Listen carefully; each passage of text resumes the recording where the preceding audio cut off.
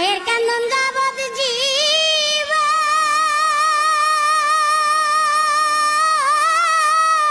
দুষার মাঝে মনের খান্দন রে ওরে ঘরের পুরি বাইরের কান্দন কয়েকদিন পর তাকে না দুঃখের দরদি